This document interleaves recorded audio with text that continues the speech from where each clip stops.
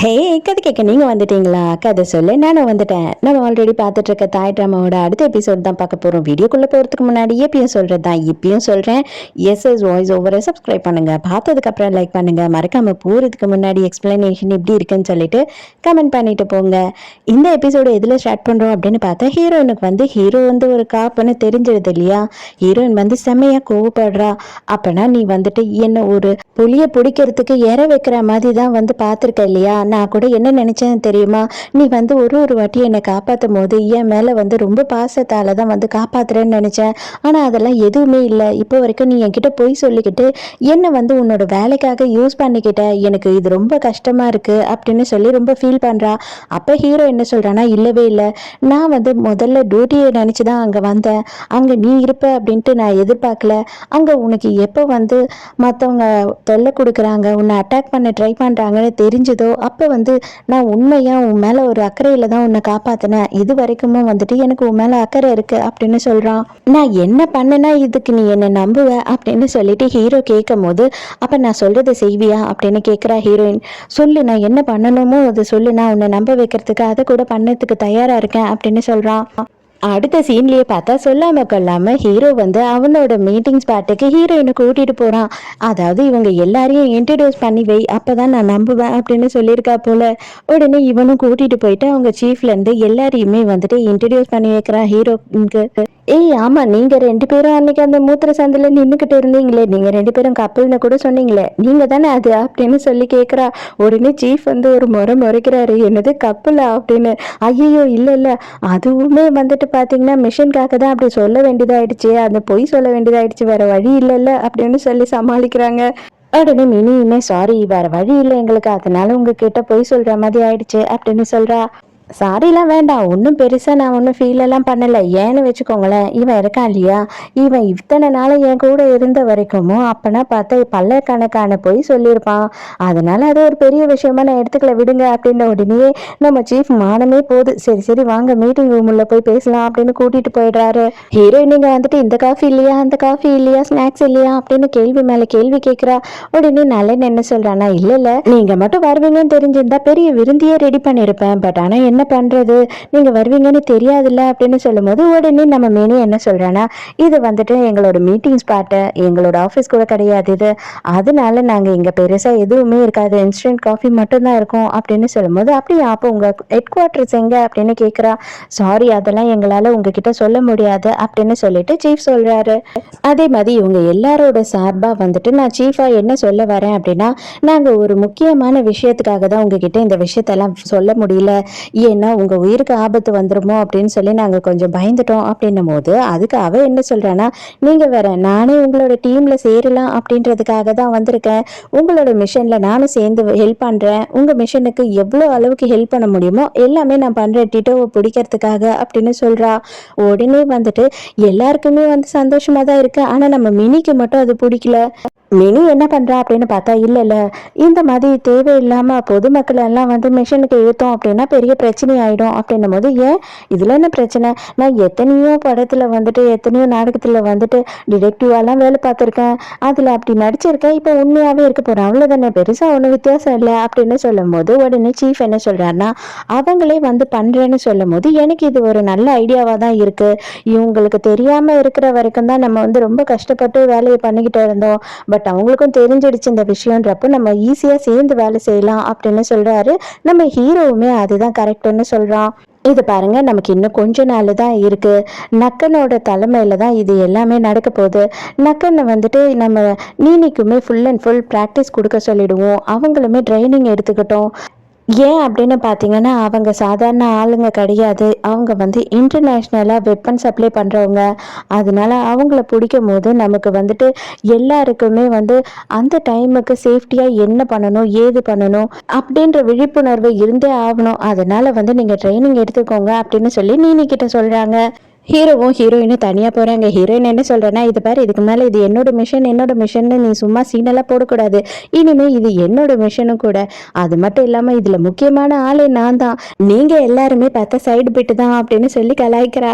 உடனே அவன் என்ன சொல்கிறான்னா, ஒரு கீயை கொடுத்து, இதை பாரு, நீ உன்னோட ட்ரெஸ் எல்லாம் லாக்கரில் வச்சுட்டு இதை சேஞ்ச் பண்ணிவிட்டு இங்கே சீக்கிரமே வா ட்ரைனிங்க்கு அப்படின்னு சொல்லிட்டு போகிறான்.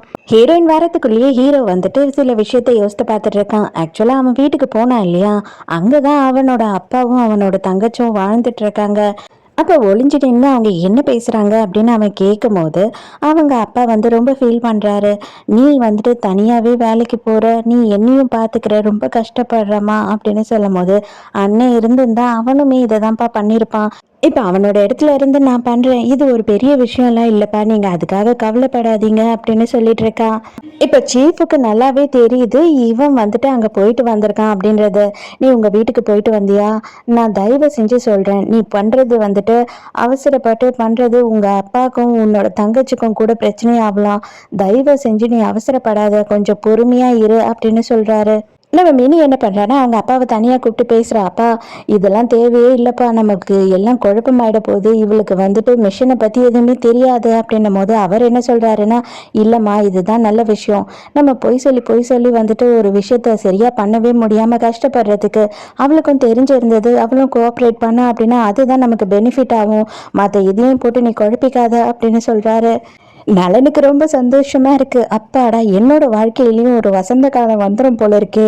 எப்பயுமே காஞ்சிக்கிட்டு எப்ப பாரு மிஷனை பத்தியே பேசிக்கிட்டு இவனை அவன் சுட்டான், அவனை அவன் கொன்னான், இங்க திருடினான் அங்க திருடினான்னு இப்படியே ஓடிக்கிட்டு இருந்த வாழ்க்கையில இப்பதான் ஏதோ எனக்கு கொஞ்சமா பூவெல்லாம் பூக்க ஆரம்பிச்சிருக்கு அப்படின்னு சொல்றான்.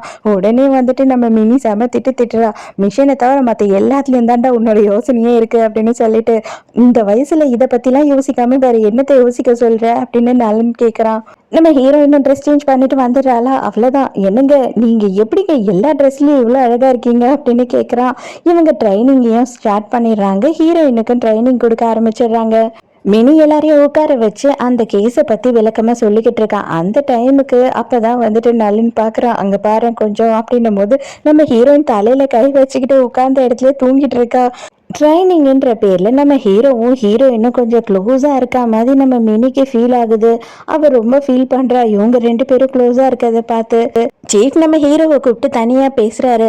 நம்ம ஹீரோயினுக்கு அப்பா அம்மாலாம் இல்லையா அப்படின்னும் போது, நான் 6 மாதமாக அவளை நோட்டீஸ் பண்ணுறேன். அவள் வந்துட்டு டாக்டரோட கிளினிக்கு போகிறேன், அங்கே இருக்க எம்ப்ளாயீஸை பார்க்குற, அவ்வளோதான். மற்றபடி அவள் யாரையுமே பார்க்கறதில்ல, பேசுறதில்ல அப்படின்னு சொல்கிறான். அப்போ வந்துட்டு நம்ம மினி என்ன சொல்கிறான்னா, அவள் வந்து ஃபாரினில் கனடாவில் தான் பிறந்திருக்கான், அவங்க அப்பா அம்மா கனடாவில் தான் இன்னமும் இருக்காங்க. அவங்க அங்கே வந்து ஒரு ரியல் எஸ்டேட் பிஸ்னஸ் பண்ணிட்டு இருக்காங்க. மற்றபடி அவங்க 2 பேருமே இங்கே வர்றதில்ல, இவளை பார்க்கறதும் இல்லை அப்படின்னு சொல்கிறா. இப்போதான் வீட்டுக்கு வந்து உட்கார்ற ஹீரோயின். ஹீரோயின் என்ன சொல்கிறேன்னா, ஐயோ, சாதா உமனாக போனேன்னா ஒண்டர் உமனாக வந்திருக்கேன் வீட்டுக்கு, முடியல என்னால், எப்படி தான் டெய்லி நீங்கள் இதெல்லாம் பண்ணிகிட்ருக்கீங்களோ அப்படின்னு சொல்லி ஹீரோ கிட்ட சொல்லிட்டு இருக்கா.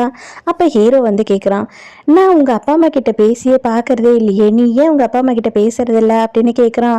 அதுக்காக என்ன சொல்கிறான்னா அப்படியே திட்டு தடுமாறி, இல்லை ஆக்சுவலி நாங்கள் எப்போனா பேசுவோம், ரெகுலராக பேச மாட்டோம், அவங்களும் கனடாவில் இருக்காங்கல்ல அப்படின்னு சொல்லி மழுப்புறா. எதுக்காக இப்போ அவங்கள பற்றி கேட்குற அப்படின்னும் போது ஹீரோ என்ன கேட்குறான்னா, ஒருவேளை அந்த டைமண்ட் அவங்க கிட்ட இருந்ததுன்னா அப்படின்னு சொல்லி கேட்குறான். நான் அவங்கள பார்த்தே வருஷ கணக்காகுது, அவங்க கிட்ட போகிறதுக்கான சான்ஸே இல்லை அப்படின்னு சொல்கிறா.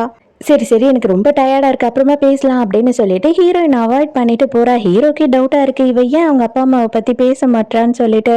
அதோட மறுநாள் காட்டுறாங்க. மறுநாள் வந்துட்டு நம்ம ஹீரோவும் ஹீரோயினும் கிளினிக்கு போகிறாங்க. கிளினிக்கு போனால் அங்கே வந்து டாக்டரோட அசிஸ்டன்ட் என்ன சொல்கிறான்னா, உங்களுக்காக ஸ்பெஷல் கெஸ்ட் இங்கே வெயிட் பண்ணிட்டு இருக்காங்க அப்படின்னு சொல்கிறா. அது யாருன்னு பார்த்தா பூரி தான் வந்திருக்கான். பார்த்த உடனே ஹீரோயின் ஷாக் ஆகிடுறா. அன்னைக்கு நீங்கள் தான் என்கிட்ட இருந்து பேசாமையே போயிட்டீங்க, அன்னைக்கு ஏன் ரொம்ப லேட் ஆகிடுச்சா நான் வர்றதுக்கு, சாரி அப்படின்னு சொல்கிறான். அதுக்கப்புறமா அவன் என்ன சொல்கிறான்னா, இல்லை அதை விஷயத்தை விடுங்க, நான் இங்கே ட்ரீட்மெண்ட் எடுக்கலாம் அப்படின்னு வந்தேன். அது மட்டும் இல்லாமல் நான் டெஸ்ட் பண்ணேன் அப்படின்னா என்னோட ஓல்ட் ஃபேமிலி, அதுக்கப்புறமா என்னோட ஆஃபீஸ் ஸ்டாஃப்ஸ் எல்லாருக்குமே வந்துட்டு உங்களோட கம்பெனியை தான் ரெக்கமெண்ட் பண்ணலான்னு இருக்கேன், அதுக்காக தான் வந்தேன் அப்படின்ன உடனே இவ்வளோ வாங்க உங்களுக்கு என்னென்ன ட்ரீட்மெண்ட் இருக்குது அப்படின்ற எல்லாத்தையுமே நானே பேசுகிறேன் உங்ககிட்ட அப்படின்னு சொல்லி கூட்டிகிட்டு போகிறா. நம்ம ஹீரோ வேற கேம் மாதிரி நடிக்கிறேன்னு சொல்லிட்டு ஏதோ பண்ணிட்டு இருக்கான் பாவம். ஹீரோயினும் உள்ள வந்தவரை விட்டுறக்கூடாது அப்படின்னு சொல்லிட்டு பெரிய பட்ஜெட்டா போட்டு இதை பண்ணுங்க அதை பண்ணுங்க அப்படின்னு சொல்லிட்டு இஷ்டத்துக்கு சொல்லிக்கிட்டு இருக்கா. ஹீரோ வந்து அவங்க ரெண்டு பேரையும் பார்த்துட்டு இருக்கா. ரொம்ப நேரமா இப்படியே வழிஞ்சிட்டு இருக்காங்களே ரெண்டு பேரும் அப்படின்னு ஹீரோக்கு கடி ஆகுது. அந்த டைமுக்கு டாக்டரோட அசிஸ்டன்ட் அங்க வந்த உடனே கொஞ்சம் டைம் எடுக்கும், வேணும்னா நீங்க கொஞ்சம் கிளம்புறதுன்னா கிளம்புங்க, அவங்க இங்க இருக்கட்டுமே, ஒன்றும் பிரச்சனை இல்லை அப்படின்னும் போது ஐயோ எனக்கு ஏதுங்க வேற வேலை, இவங்களை பார்த்துக்கிறது மட்டும்தான் என்னோட வேலையே அப்படின்னு சொல்லும் போது ஆமா நீங்க வந்துட்டு பைக்கு என்ன வேணும் அப்படின்னு கேக்குறா. நான் பையோட வந்து தங்கச்சிங்க அப்படின்னு சொல்றா. சொன்ன உடனே ஓ தங்கச்சா, இல்ல அவங்க வந்து ஒரே ஒரு டாட்டர் தான் அப்படின்னு சொன்னாங்களே அது எப்படி அப்படின்னு கேட்கும்போது இல்ல இல்ல நான் கசின் சிஸ்டர் அவளுக்கு அப்படின்னு சொல்றான். நான் ஒன்று சொல்லட்டுங்களா, அதாவது இப்போ கூட நீங்களே சொல்றதுனால மட்டும்தான் நான் உங்களை கேனு ஒத்துக்கிறேன். உங்களை பார்க்கும் போது என்னால் கேனு நம்பவே முடியல. நீங்கள் சான்ஸே இல்லை, நீங்கள் வந்து ஒரு மென் மாதிரி தான் இருக்கீங்க, ஆனால் எப்படி வந்து நீங்கள் கே ஆனீங்க அப்படின்னு சொல்லிட்டு இவ வாய் ஓயாமல் பேசிக்கிட்டே இருக்கா. பாருங்களேன் பாருங்களேன் உங்கள் கையெல்லாமே ஹோம்ஸ் எல்லாம் எப்படி இருக்கு அப்படின்னு சொல்லிட்டு இருக்காளா. இவனுக்கு ரொம்ப ஒரு மாதிரி இருக்கு. அங்கே பாருங்க, அங்கே ஒரு பல்லி சுத்துது இந்த கிளினிக்ல, ஃபர்ஸ்ட் இந்த பல்லி அடிச்சு வெளில துரத்துங்க, எனக்கு அது பார்க்கும் போதே வாந்தியா வருது, எனக்கு அது பார்க்கும் போதே கொமட்டுது, போங்க போங்க சீக்கிரம் அப்படின்னு சொல்லிட்டு இவளை துரத்தி விட்டுறான். அதே டைமுக்கு பூரி என்ன பண்றான்னா அவனோட போர்வைக்கு கீழே வந்து ஏதோ எடுக்க பாக்குறான். ஹீரோ வேக வேகமா ஓடி போயிடான். ஹே என்ன பண்ற அப்படின்னு கத்துன உடனே எல்லாரும் பயந்துடுறாங்க. என்ன ஆச்சு என்ன ஆச்சு அப்படின்னு கேட்கும் போது அவனோட கன்னை எடுக்கிறான் அப்படின்னு சொல்றான். உடனே அதுக்கு பூரி என்ன சொல்றான்னா ஐயோ கன்னா, இது மொபைல், ஏன் உங்களோட கிளினிக்ல மொபைல் அலௌட் இல்லையா அப்படின்னு சொல்லி கேட்குறான். உடனே ஹீரோயினுக்கு ஒரு மாதிரி ஆயிடுது, ஹீரோக்கு மொக்கை ஆயிடுது. பூரி கிளம்பும் போது என்ன சொல்கிறான் அப்படின்னு பார்த்தா, நான் வந்து என்னோட ஸ்டாஃப்ஸ் எல்லாருக்குமே இதை தான் ரெக்கமெண்ட் பண்ண சொல்ல போகிறேன், ஏன்னா ரொம்ப ரிலாக்ஸிங்காக இருக்குது இன்றைக்கி நீங்கள் எனக்கு பண்ண மசாஜ் எல்லாமே. அது மட்டும் இல்லாமல் நான் வந்து என்னோட ப்ராடக்ட்டுக்கு உங்களை தான் செலக்ட் பண்ணியிருக்கேன் அப்படின்னு சொல்கிறான். அதை கேட்ட உடனே ஹீரோயினுக்கு சந்தோஷமாயிடுது. இல்லை இதில் வாவாவும் சம்மந்தப்பட்டிருக்காங்க, நீங்கள் இதை வாவா கிட்ட சொல்லிட்டீங்களா அப்படின்னு சொல்லி கேட்குறா ஹீரோயின்.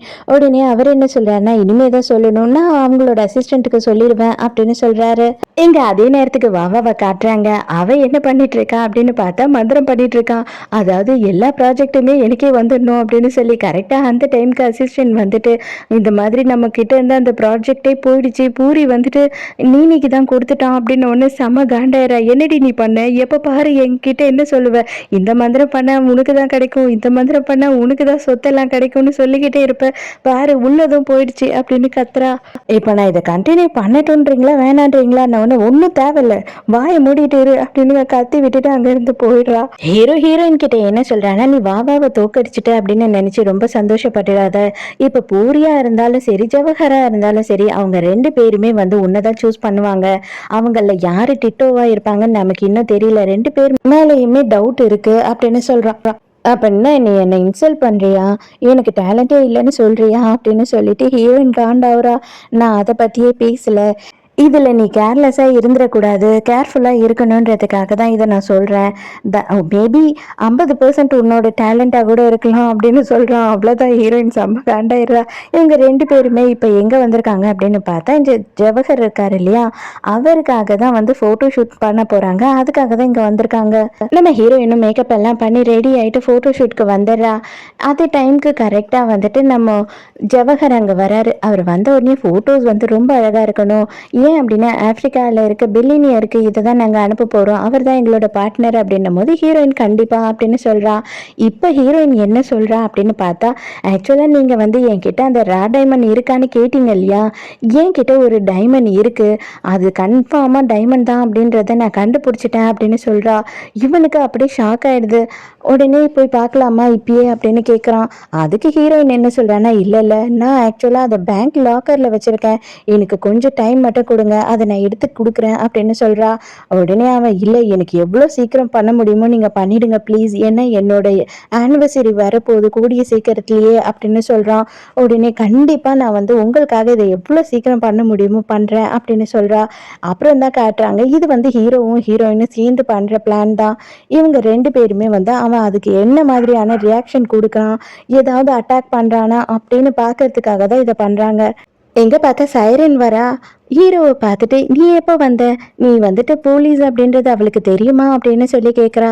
உடனே ஹீரோ என்ன சொல்கிறேன்னா தயவு செஞ்சு இதை பற்றி எதுவுமே பேசாத, அப்போவும் அவள் விட்டுட்டு போகிற மாதிரி இல்லை. நீ வந்துட்டு போனியா, அன்னைக்கு நைட்டு பூரா நான் உன்னையே நினச்சி தூங்கவே இல்லை கொஞ்சம் கூட. இன்னொரு விஷயம் நான் வந்துட்டு உன்கிட்ட சொல்லணும். உன்னை மறுபடியும் பார்த்ததுலேருந்து எனக்கு வந்து உன்னோட ஞாபகம் மட்டும்தான் வந்துட்டுருக்கு. நீயும் நானும் எப்படிலாம் இருந்தோம் அப்படின்ற ஞாபகம் மட்டும்தான் வருது. அது மட்டும் இல்லாமல் நாங்கள் 2 பேருமே பிரிய போகிறோம். எங்கள் 2 பேருக்கும் வந்துட்டு பெருசாக சூட் ஆகலை. நீ வந்துட்டு இப்போ யாரைனா டேட் பண்ணிகிட்ருக்கியா இல்லை சிங்கிளாக இருக்கியா அப்படின்னு சொல்லி கேட்குறா.